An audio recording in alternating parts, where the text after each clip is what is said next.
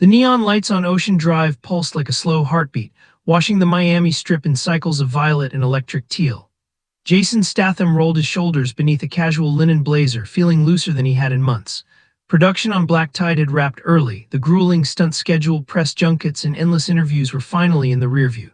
Tonight was about breathing, no cameras, no choreography, just a laid-back drink with a few American friends he'd made on set. Cole Ramirez, a tattoo-sleeve prop master from Albuquerque, was first to clap Jason on the back. "Dude, no one's gonna recognize you with that cap," he joked, nodding at the black Yankees baseball hat pulled low over Jason's buzz cut. Behind Cole came Marissa Langley, a script supervisor from Des Moines who could quote Die Hard line for line, and lanky sound engineer Caleb Mikes Ellison out of Richmond, whose delighted grin never seemed to fade. They'd chosen 10-4, a retro industrial lounge rumored to keep paparazzi at bay thanks to its tight-lipped security staff. From the curb, everything looked perfect. The salt air mingled with the bass thump leaking from inside, and for a moment Jason let himself believe life truly was good. No set call tomorrow, no tabloids, no stunt accidents waiting to happen. Just laughter, old vinyl spinning, and maybe a smoky single malt. Halfway across the sidewalk, an imposing silhouette stepped forward.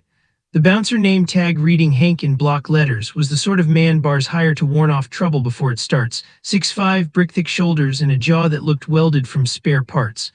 A black beanie clung to his skull, matching the tactical gloves he never bothered to remove. Hank planted his boots like traffic cones. "Hold up," he growled, squinting with detached boredom. "You four on the list." Cole lifted his phone. "Got the text from management. Rita said our names are at the door." The bouncer's nostrils flared. He skimmed a clipboard, turned a page with exaggerated slowness, then pursed his lips. "Don't see it. Try the tapas joint down the block." Jason leaned in, voice calm. "Could be a mix-up, mate. How about ringing Rita? She's expecting us." As he spoke, the cap's brim hid most of his face. Anonymity was the goal, after all. Hank's eyes narrowed. "Rita's off tonight, and I don't do phone calls. Step aside." He gave Jason a once-over, those steely blue eyes, the cauliflower ear, the unmistakable fighter's posture. Recognition flickered, then hardened into something else. Challenge and maybe a pinch of resentment. "What's the matter?" Marissa asked, trying for diplomacy. "We can wait while you check." The bouncer smirked, louder now for the cue to hear. "What's the matter is I don't let washed-up action cosplayers cut the line." He cocked his head at Jason. "Nice try with the hat, movie star." Heads in the rope line turned, phone cameras angled up. The once protective disguise had become a beacon, and the soft glow of the marquee suddenly felt like a spotlight. Jason tasted a flash of embarrassment, an emotion he'd learned to suffocate since his first transporter premiere. But embarrassment morphed into annoyance as Hank leaned closer, letting the muscle of his chest nudge Jason back a step. Cole piped up, "Look man, no need to show off, we're just here for a drink." "Then buy a six-pack and hit the beach," Hank shot back. "This place is for valued guests." A brittle silence descended. The line behind them shuffled, people whispering, cameras clicked. Hank folded his arms, making the thick veins on his forearms stand like cables. Jason clenched and unclenched his jaw, weighing outcomes. A public scuffle would be tabloid gold. Aging action hero starts bar brawl. But turning tail in front of Hank's smug grin, the thought stung worse than any right hook. He breathed deep, forcing a cordial tone. "Tell you what, why don't I step aside, let you handle the crowd, and I'll ring the owner myself." "Sure, ring whoever," Hank chuckled, "but by the time you're done, VIP's full, old-timer." He jerked a thumb at the velvet rope as though flicking Jason off his porch. Old-timer, there it was, the small cut, the first fall. Not a broken bone, not a knockout punch, but a dent in Jason Statham's stone-set pride. Marissa's sympathetic hand on his arm only highlighted it. Jason nodded once, lips a thin line. He guided his friends a few paces back, away from the overheated stairs. "Give me 2 minutes," he muttered. Cole scrolled furiously through contacts, searching for a manager. Caleb kept watch on the growing audience. Meanwhile, Hank resumed scanning IDs, his grin widening each time a phone tilted toward Jason's retreat. Across the street, a busking saxophonist squealed a wrong note, the sort that makes every pedestrian wince. For Jason, it sounded like a referee's whistle, game on or game over, depending on what he did next. He exhaled, picturing a dimly lit sparring ring in Bo Bell's boxing club back home, his coach's mantra echoing, "You can't pick every fight, lad, but if one picks you, finish tidy." Was tonight that fight? A washed-up bouncer bruising his ego was hardly high stakes, and yet something about Hank's sneer felt rotten like mold under fresh paint. Jason spotted two timid tourists, college kids named Amber and Jordan, by the chatter nudged aside roughly as Hank led in a group of designer-draped influencers. The power trip was blatant, predatory. Marissa whispered, "We can hit another bar." But Jason shook his head slowly. The bouncer had made it personal, and if experience had taught him anything, bullies seldom stopped at one victim. Jason turned back toward the rope, pulling the cap off and tucking it into his pocket, inviting full recognition. Conversations in line faded as those steely eyes, the ones that stared down adversaries on cinema screens, locked onto Hank. For a flicker of a second, the bouncer's bravado hitched, then he scoffed, masking the tremor. "What autograph time?" Jason smiled, a smile with no warmth. "Just wanted to make sure you knew exactly who you were talking to, Hank." He said the name like loading a round into a chamber, because a man's words taste different when he has to swallow them in front of a crowd. Murmurs rippled, phones rose higher, Hank's fists flexed in those tactical gloves. Cole caught Jason's elbow. "Mate, think this through," he hissed, but Jason's gaze never wavered from the bouncer. The air felt charged, ionized, as though the humid Miami night itself was holding its breath. And somewhere in that electric pause between Hank's tightening jaw and Jason's unflinching stare, the first domino of the evening's chaos teetered. The standoff outside Tin 4 lasted no longer than a heartbeat, yet every bystander felt it stretch like taffy. Cameras hovered, blinking red. Somewhere behind the neon, a police siren wailed far off, as if foreshadowing trouble rolling in from another block. Jason Statham squared his feet, calm but coiled. Hank the bouncer lifted his chin, eager to flex for the captive audience. Cole Ramirez sensed danger first. He stepped between them, palms up. "Gentlemen, how about we just—" Hank shoved him aside with a dismissive forearm. Cole stumbled, nearly colliding with Marissa. The crowd gasped. Jason's nostrils flared, but he kept his voice even. "Easy, mate, no one's touched you."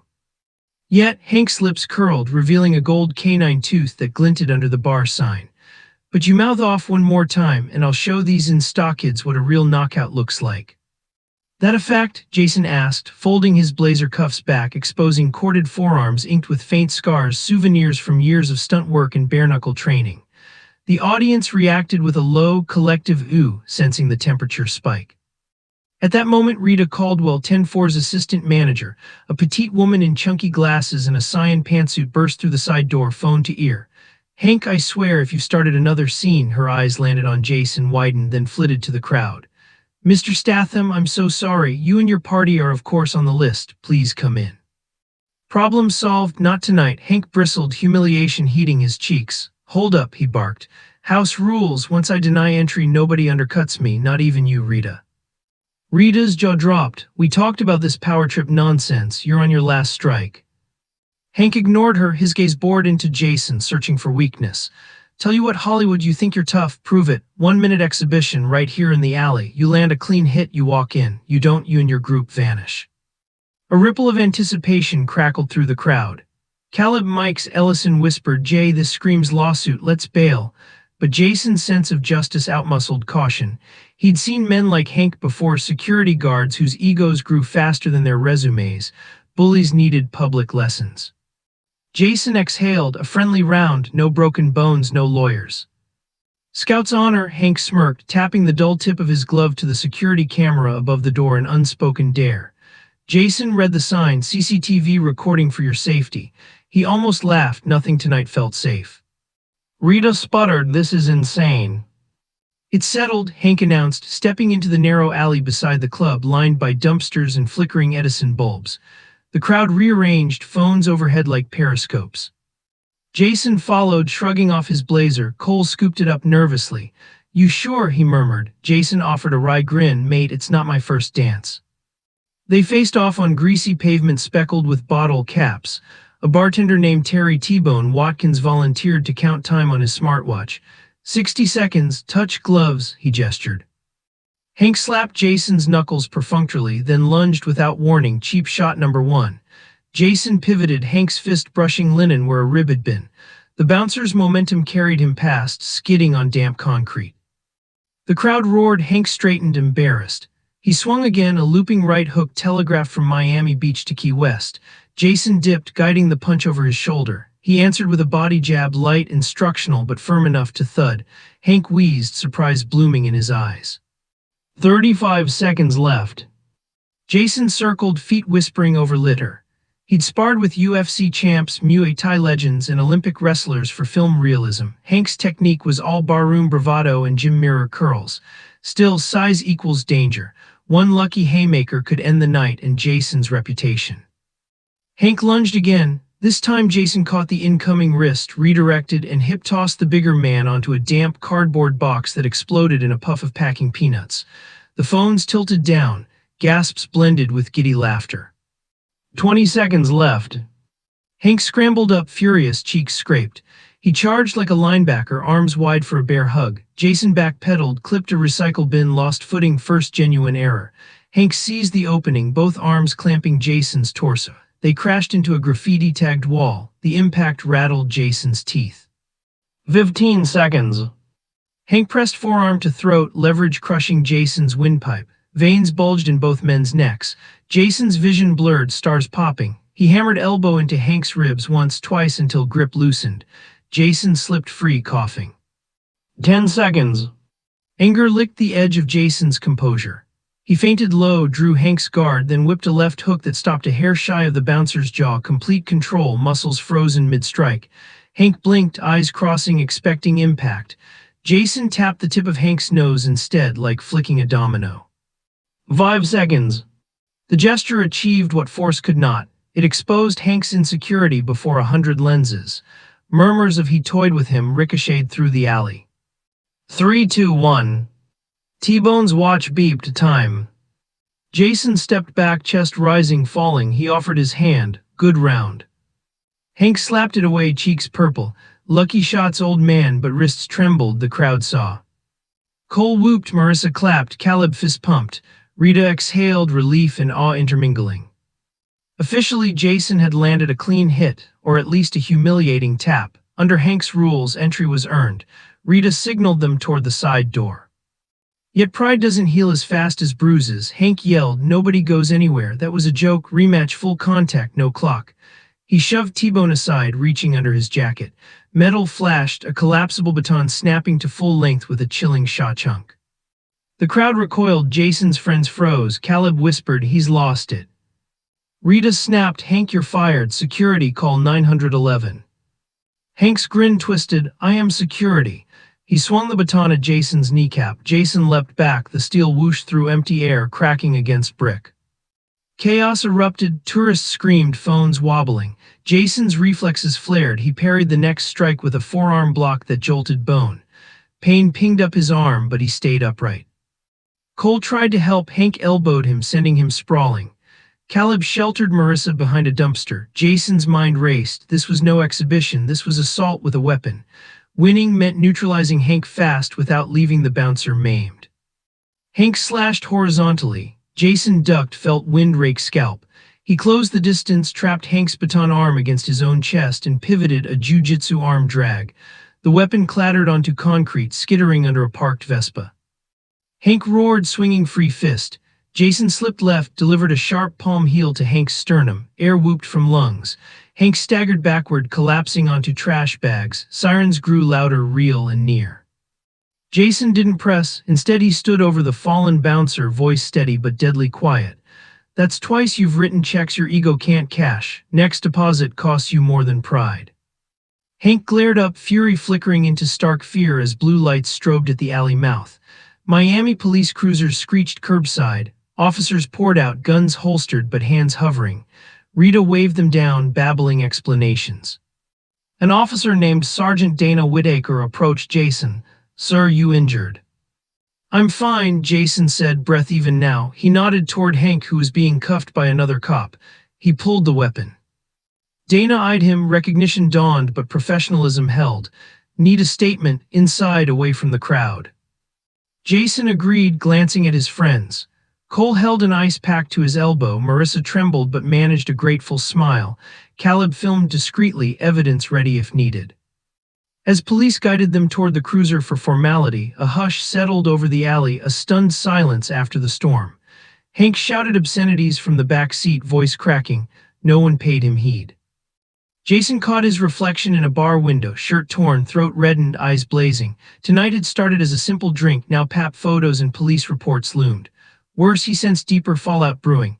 Hank's unhinged fury hinted at something larger, maybe friends inside the club, maybe debts owed to rougher men. Jason's gut warned it can still get worse. He inhaled salt-tinged night air, squared his shoulders, and followed Sergeant Whitaker, mind already mapping contingencies. The dominoes were mid-cascade, and gravity's work was far from done. Inside the cramped rear office of 10-4, fluorescent tubes hummed like nervous crickets. Sergeant Dana Whitaker balanced against a filing cabinet, jotting Jason Statham's statement while two younger officers, Patrolman Eli Torres and Officer Quinn Maddox, photographed the abrasion on Jason's throat. Beyond the thin drywall, muffled bass still thudded. Paying customers had little idea a weapon had flashed yards away. Jason's friends clustered on a sagging leather couch. Cole Ramirez nursed his bruised elbow in an ice-filled pint glass. Marissa Langley sipped water, shakily reciting events to an officer with a tablet. Caleb Mikes Ellison scrolled footage on his phone, isolating the moment Hank deployed the baton. Evidence looked ironclad until a radio barked from Whitaker's shoulder. Unit 7, be advised, prisoner transport ETA delayed. Cruiser 12 just blew a tire on Collins Avenue. Need backup to relocate detainee Hank Dawson to substation. Whitaker grimaced. Copy, dispatch, send a second cage car. Jason kept his tone mild. Any risk leaving him out back with just one patrolman? Protocol's protocol, Whitaker said, but her eyes flicked to the door to tell. Outside, humidity clung like wet linen. Hank sat cuffed in the back of a police Ford, seething. Patrolman Derek Moon, rookie buzz cut, optimistic grin, leaned against the fender, humming to himself. He never saw the gray panel van slide to the curb. The side door yawned open. A barrel-chested man wearing a sleeveless denim jacket emblazoned with Iron Revenant's MC stepped out. His bald head bore a skull-and-chain tattoo, mirrored aviators hid his eyes. He was Bryce "Tank" Morton, Hank's older stepbrother and enforcer for the bikers who ran off-book security for half the clubs on Ocean Drive. Tank rapped knuckles on the cruiser window, Hank's face lit with nasty hope. Patrolman Moon started, hand drifting toward his sidearm. Evening, officer, Tank drawled. Heard you've got family of mine locked up. Step back, sir, Moon ordered, voice cracking. Tank moved fast, headbutt to Moon's nose, fist to solar plexus, gun stripped in a blink. Moon slumped. Two bikers in bandanas hauled him into the van. Tank produced bolt cutters, snipped the cruiser's cable locks, and yanked Hank free. Sirens, none, lines to dispatch were conveniently jammed, courtesy of a pirate signal the gang had perfected. Hank's wrists chafed, rage hotter than the Florida night. Jason Statham, he spat. Guy humiliated me, Tank. Tank's grin revealed silver crowns. Then let's return the favor. Back in the office, Whitaker's radio squawked static. She smacked the unit. Connection dead. Before she could troubleshoot, the emergency exit door exploded inward. Tank stormed through, shotgun leveled. Fragments of particle board rained like confetti. Behind him, Hank and two bikers fanned out, handguns raised. Screams rippled through the building. Cole dropped the ice glass. It shattered. Whitaker drew her pistol, but Tank already had her in his sights. Easy, Sergeant, wouldn't want stray pellets in that nice badge. Jason's instincts launched him forward. He twisted Marissa down behind the desk, shoved Caleb toward a steel filing cabinet. Tank cocked the shotgun. Statham stays upright, Hank barked. Everyone else on the floor. Torres and Maddox appeared in the hall, but a biker fired a warning shot into ceiling tiles. Plaster snowed down. The young cops ducked, pinned by an angle they couldn't match. Whitaker reluctantly set her Glock on the desk. Tank kicked it away. Smart. Jason's voice was ice on steel. You're doubling your charges, lads. Aggravated assault, kidnapping. Shut it, Hank hissed. You had your fun, now we film you kneeling, begging to get in my club. He yanked a phone from Caleb's hand, tossed it to Tank. Livestream, tag every gossip channel. Tank framed Jason in the shot. Action hero meets reality check. Jason raised an eyebrow. If you wanted publicity, you could have asked my agent. Hank's finger tightened on his pistol, then a distant, authoritative voice boomed through the club's PA. Miami-Dade PD building surrounded, come out with hands raised. Everyone froze. Whitaker exhaled. Backup arrived faster than she'd feared. Tank snarled, we're improvising, boys. He shoved Whitaker toward the door. Shield. She stumbled into the hallway, bikers behind her like thorns on a branch, gun barrels pressed to her spine. Jason stepped forward. Take me instead. You want leverage, that's leverage. Cameras would pay millions for footage of Jason Statham held hostage. Hank sneered, nice try, hero complex won't save her. He flicked the pistol toward Caleb and Marissa, and those two insurance. They herded everyone into the main lounge. Strobe lights pulsed over empty booths, patrons had been evacuated. Glittering bottles behind the bar caught red and blue flashes strobed through glass. Outside, SWAT silhouettes crouched behind cruisers. Tank forced Whitaker onto a bar stool, duct-taped her wrists. Caleb received the same treatment. Marissa trembled but steadied herself by reciting filing times, coping mechanism from years on chaotic sets. Cole whispered to Jason, we have to disarm them. Working on it, Jason muttered, eyes scanning. The shotgun, 2 pistols, Whitaker's Glock somewhere on the floor, plus hostages, a cocktail for tragedy. He needed variables, light, distance, distraction. As if summoned, club owner Lionel Gaines appeared on the giant video wall. SWAT piped his feed through internal screens. This is Gaines, Bryce, Hank, think, cameras are everywhere. You hurt my staff, Ocean Drive blacklists you. Let my people go, I'll pay legal fees. Hank laughed, money's cute, pride's priceless. Tank clicked off the feed. He pulled a silver canister from his vest, a homemade flashbang, wires protruding like frayed nerves. He set the timer for 5 minutes, slapped it onto the center bar pillar with industrial putty. LED counted down 04:59, 04:58. Panic screamed in Marissa's eyes. Jason kept his voice low, calm. That blast collapses half the ceiling. Why, you'll be inside the kill zone. Tank tapped the timer. Escape hatch. He pointed to 10-4's wine cellar trapdoor near the DJ booth. Tunnel to service alley, he gestured at Jason. But you stay topside. Hero dies, Hank's rep lives forever. Jason filed the intel. Trapdoor maybe 20 yards, 2 gunmen guarding it. Cole shuffled his feet, glancing at the liquor shelves. Idea sparked behind his eyes. Jason caught it. Flammable spirits, fire suppression sprinklers not yet triggered. His phone vibrated. Caleb had managed to start a covert group chat on smartwatches linking Jason, Cole, Marissa. A single message from Caleb scrolled. Stage pyrotechnics rack behind bar. Co-2 cannons loaded. On my signal equals blinding fog. Jason typed a thumb-sized 0413 0412. Outside, SWAT megaphone barked countdown for surrender. Inside, tension twanged tighter. Tank dragged Whitaker to open floor space, forced her to kneel. Time for Act 2, Hollywood, kneel with her.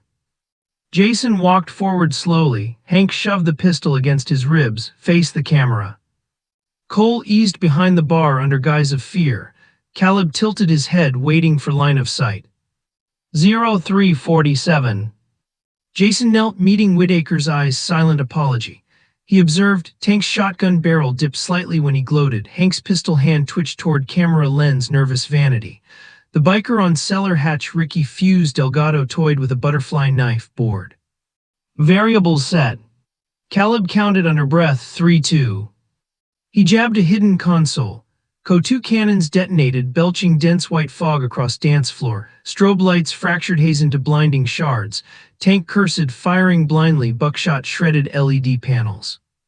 Jason surged up, palms striking Hank's wrist. Pistol skittered across hardwood. Hank swung, Jason weaved, hammered knee to gut. Hank doubled over. Cole hurled a bottle of overproof rum through the fog. It smashed against Tank's chest, soaking denim in ethanol. Jason snagged a Zippo from Hank's pocket. Snap, spark, flame blossomed on Tank's vest. He shrieked, dropped the shotgun, rolling to smother fire. 0302. Jason Dove slid across polished floor, seized the shotgun. He pumped a shell out, ejecting live ammo, no lethal force, then clubbed Fuse with the wooden stock. Knife clanged away, cellar hatch unguarded. Whitaker head-butted a biker's kneecap, buying space. Cole tackled the same man, pinning him with barstool legs. Caleb freed Marissa's tape with a box cutter snatched from garnish tray. Tank smoldered but rose, brandishing the flashbang remote. He stabbed a button. Timer leapt to 30 seconds to detonation. Smoke, alarms, screams. Jason sprinted, scooped the canister off pillar, fingers burning. He hurled it through a shattered window toward the street. It clanged on asphalt, bounced beneath an empty taco cart. SWAT officers scattered. BOOM concussion wave blew out remaining windows, showered 10-4 with safety glass glitters. Inside, silence rang louder than the blast. Tank staggered, concussed. Hank, face blistered, found Whitaker's Glock on the floor. He pointed it at Jason's back. Glig. Misfire. Cole had earlier emptied the magazine. Hank's eyes widened. Jason pivoted, equal parts fury and focus. Yet before he could close distance, an electrifying pop cut the air. Tank's remote still blinked, now signaling secondary charge unseen by anyone. Jason's gaze snapped upward. The blast had ruptured a gas line near the rafters. Sparks danced around leaking vapor. Whitaker shouted, "Everyone out now!" She herded Marissa and Caleb toward the front vestibule where SWAT breached. Jason shoved Cole ahead, but Hank lunged, steel cable from security rope in hand, looping it around Jason's neck. Both men crashed against the bar. Gas hissed above like a sleeping dragon waking. Jason clawed at the garrote, vision tunneling. He glimpsed Tank stumbling toward cellar hatch, escape within reach. Bikers regrouped, fury reborn. This was the threshold. Flames licking invisible, air turning poison. Time collapsed to heartbeats.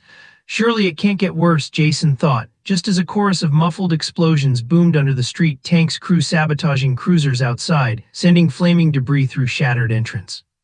Smoke eclipsed the exit, sprinklers failed, Kashmir night turned inferno.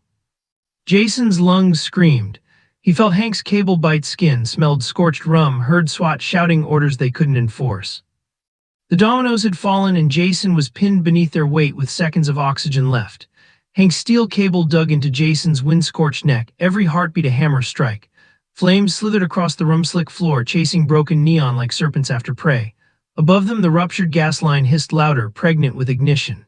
Smoke clawed Jason's throat, but training cut through panic. Tight space, superior leverage beats brute force. Jason planted a boot on the liquor rail, shoved backward and jackknifed his hips. Hank, startled, lost footing on the wet hardwood. They tumbled hard, sending shards of bottle glass skittering. Jason twisted, wedged an elbow between cable and flesh, made a gap, just enough air. Across the lounge, Sergeant Dana Whitaker reappeared, gas mask dangling, dragging a fire extinguisher scavenged from the hallway. Behind her, SWAT Lieutenant Marcus Iron Dowling herded Caleb, Marissa, and Cole toward a breach point. "Statham's still in there," Cole shouted, but a second ceiling joist snapped, spitting embers. Dowling ordered, "No hero runs, contain perimeter." Jason tried to speak, the garrote strangled sound. He jammed fingers into Hank's wrist tendons, pressure point textbook eliciting a howl. The cable slackened. Jason rolled, braced, and flipped Hank over his shoulder in a classic uki-goshi. The bouncer crashed atop the smoldering bar. Bottles exploded under him with miniature fireballs. Hank shrieked, frantic, slapping at flames. Tank and his biker Ricky Fuse Delgado fought smoke blindness near the trapdoor. Fuse had a duffel, cash, guns. Tank grabbed him by the collar. "Forget the loot, we torched the legend," he pointed through swirling soot at Jason. Fuse pulled a last road flare from his vest, thumbed the cap. FWSSSHT magnesium glare bathed the ruins in hellish white. Jason squinted through the light bloom. Hank crawled away, skin blistering, but found the fallen pistol. He propped himself against the service counter, coughing blood and fury. Jason judged angles, Hank guns, Tank, flare, gas line hissing above. The variables aligned into one razor-thin option. He sprinted toward Hank, direct line through the heart of the inferno. Tank roared, flinging the lit flare. Jason dove, the flare sailed overhead, struck the broken gas pipe. WHOM, blue-white fire roared to life, rushing across the ceiling like a living comet. The blast concussed everyone. Glass imploded outward, spewing daggers onto Ocean Drive. Outside, Lieutenant Dowling ordered a frantic fallback. Tourists, at last corralled behind barricades, screamed. Inside, rafters collapsed in a flaming V. Jason and Hank were hurled apart by shockwave. The pistol clanged into darkness. Jason's ears rang, heat-singed eyebrows. He crawled, vision tunneling, until fingertips brushed a slick metal cylinder. Whitaker's lost Glock magazine. 20 feet away, Hank groped blindly for the weapon. Jason hurled the magazine past Hank into deeper flames. Hank lunged after it out of reflex, straight into a rain of fiery debris. A charred lighting rig crashed down, pinning him with sickening crunch. His shout cut short, swallowed by roaring fire. Jason flinched but kept moving, pity second to survival. Tank, half-deaf, hauled Fuse toward the trapdoor, but the cellar hatch, warped by the blast, jammed halfway. "Kick it," Tank bellowed. Fuse booted the wood, hinges groaned but held. Beams overhead creaked, minutes, maybe seconds remained. Jason staggered nearer, coughing through tar-thick smoke. He spied the flare tank had dropped a guttering stub on the floor. Beside it sat a toppled CO2 canister from the earlier stage rig. Inspiration stabbed through haze. He rammed the flare's tip into the canister's plastic valve. Crack. Pressurized CO2 screamed, snow white and freezing, instantly eating oxygen, dousing flame in a localized plume. Visibility cleared for a breath, embers hissed to ash. Jason scooped the icy cylinder, rolled it under tank and Fuse's feet. The metal torpedoed into their ankles, both toppled. Jason lunged, seized Tank's shotgun, stock splintered, barrel scorched but usable as a club. Fuse whipped out the butterfly knife, slashed. Jason trapped the wrist, wrench, snap. Knife clattered. Fuse collapsed, ululating. Tank swung a charred 2x4. Jason ducked, body still in fight autopilot. He drove the shotgun butt into Tank's ribs, 1-2, cracking cartilage. Tank gasped, dropped the plank, eyes wild behind melted aviators. Jason finished with a sweeping leg kick. Tank hit the floor, windless. But victory tasted of soot. Flames reclaimed the ceiling. Sprinklers coughed, once died. Heatwave rolled like a tsunami. The hatch remained jammed. Jason hauled Fuse aside, pried at warped boards, no give. He scanned there, a service corridor behind the DJ booth, partially collapsed but not yet aflame. A path. He hustled to Cole's smoldering backpack, abandoned earlier, found a roll of gaffer tape, sprinted back. He pinned Tank face down, taped wrists and ankles, quick, brutal loops. Fuse, still moaning, got the same treatment. Jason slung both men by collars, half dragging them toward the corridor. If the bikers lived, testimony mattered. If they died, burden on conscience. He chose the heavier road. Smoke turned day to night, timbers rained sparks. Jason's lungs clawed for air. At corridor mouth he froze, a wall of flame blocked view, but a half-ripped ventilation grate near floor showed faint lamplight beyond, crawling space. Jason dropped to elbows, shoved prisoners ahead like sacks, cursing English wit for putting him here. Sparks bit exposed neck. He wriggled through the duct, dragging bodies. Metal scraped skin, heat blistered palms. But after eternal meters, cool air kissed his face. He burst into 10-4's loading dock, a concrete shell open tonight. SWAT medics swarmed, Lieutenant Dowling spun, jaw dropping. Where the hell did? He grabbed radio. Victim and 2 perps at rear dock, repeat Statham located. Fresh air stabbed Jason's lungs like knives. He sat back as paramedics cuffed and treated the bikers. One tech, Sierra Blake, guided Jason onto a stretcher. He waved her off. Friends first. Across the lot, Marissa ran to him, tears carving soot streaks. Cole followed, sling on elbow, Caleb taped but intact. Whitaker shook his hand with firm respect. You saved my team. Jason managed a grin, occupational habit. Fire crews drowned the inferno behind them. Orange glow flickered against clouds. Ocean Drive buzzed with siren blues intermixed with phone screens filming every angle. News vans parked like carrion birds. 3 weeks later, Los Angeles, Tuesday, 12:01 p.m. Press conference in a Warner lot atrium. Jason, blazer crisp, throat bandaged but healing, stepped to the lectern beside attorney Lydia Chen. Cameras flashed. Mr. Statham, a TMZ reporter yelled, how close did you come to dying? Jason smirked, close enough to pick a different vacation spot. Laughter rippled. Lydia outlined civil suits against Iron Revenant's MC-10-4's negligent security protocols, even the city for radio dead zones. Damages sought, 8 figures, bulk earmarked for victims, medical bills, and a new public gym in Miami's underserved Liberty Square. AP correspondent Jen Pierce asked, any message to fans? Jason leaned in, be kind to staff who keep you safe at night, and if you're a staff member who abuses that trust, remember one thing. He paused, letting the room still. Cameras roll both ways. Flashbulbs erupted. Conference ended. Jason exited to lot Sunshine when his assistant, Tyler Brooks, jogged over with a manila envelope. Urgent courier from Miami DA's office. Jason slid it open, official notice of additional charges against him. Headline, assault with a deadly weapon under investigation. Witness statement claimed Jason used Hank's baton first, spun by Iron Revenant's counsel to muddy waters. Jason's jaw tensed, they're flipping the narrative, he muttered. Tyler blanched, but footage. Fuse's knife cam, Jason realized, they'll edit. A chill, colder than CO2 frost, crept down his spine. The press convoy revved beyond the gate, unaware. Victory he'd savored seconds ago curdled into fresh uncertainty. Jason looked at Lydia across the lot. She scanned the document, eyebrows knitting. The dominoes he thought might still be toppling just when he believed the floor lay bare. The gut punch twist arrived not in fire or fists, but in paperwork inked neat and black. Even heroes can face handcuffs when the story gets retold. Jason inhaled, straightened his blazer, and stepped forward to meet the next round, because some nights never truly end.